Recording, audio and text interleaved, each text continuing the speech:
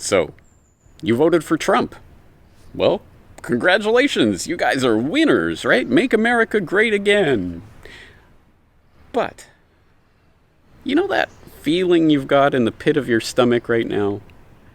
That feeling that everything that you thought you were voting for, get the establishment and lock her up and get rid of this damn Obamacare, all of that is starting to, well, maybe that's negotiable. Maybe, when I said lock her up, I actually meant the Clintons are a great family and I'll probably call them for advice. And you said that you might call President Obama for advice. Would you think of calling President Clinton for advice?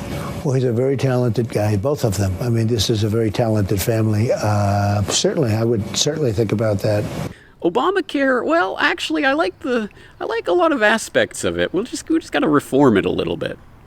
Are you starting to get that feeling? Are you starting to wonder about some of these people that are being approached by the Trump transition team? Some of these neocons and banksters and 9/11 criminals that are such an integral part of this Trump transition team. Does that bother you at all? Are you starting to get that gnawing feeling in the pit of your stomach? Well, good, because at the very least, you should have that. In fact, you shouldn't have voted for Trump or Clinton, but that's another subject. But you're starting to understand that, yes, what's said during campaigns is political theater to get people excited so that they'll go to the voting machine and cast their ballot. But it's not reality. We are coming into reality. So I invite you today to take the Trump pledge. The Trump pledge is simply this. I pledge that when, if, and as Trump starts to renege on everything that he said during the primaries or the election cycle that I liked, all of those things that I thought I was voting for, as he starts to backtrack on them, renege on them, or go 180 degrees in the opposite direction to what he was saying, I won't blindly support that. I won't say, well, I voted for it, therefore it must be good, whatever he does. You'll really, honestly, and objectively look at the situation and decide whether or not this is what you really voted for, whether this is really the middle finger to the establishment that you thought you were voting for. And hey, what do I know? But I have a feeling, if you are honest, you're going to start getting that feeling in the pit of your stomach very soon. But don't worry, this isn't a doom and gloom message. This isn't a you're powerless and all you can do is wait for 4 years from now to vote the bums out again. If that's the takeaway from this, then really it is a horrible message, and you might as well go suck your thumb and sit in a corner. But that isn't the message. There is a revolution that is happening right now that is the real middle finger to the establishment, status quo, the one that you thought you were giving by casting a vote for MAGA or whatever.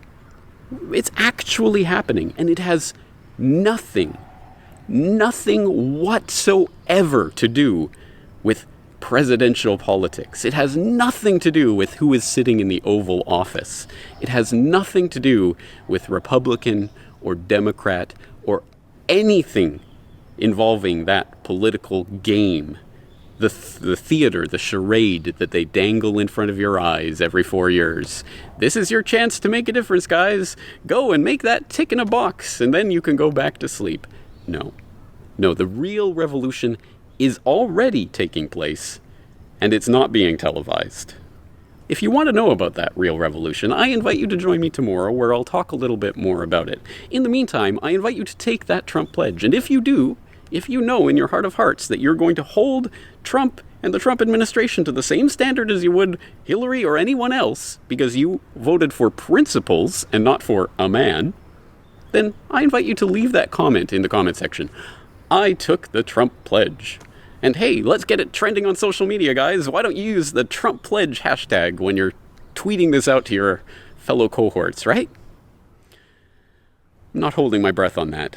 But still, I hope that this message reaches someone who's starting to have those niggling doubts. Because, well, you're going to have to make a choice very soon whether or not you're going to support the man or whether you're going to support the principles that you thought you were casting a ballot for. Anyway, the real revolution is already taking place. I invite you to join me tomorrow to hear more about that. James Corbett, CorbettReport.com.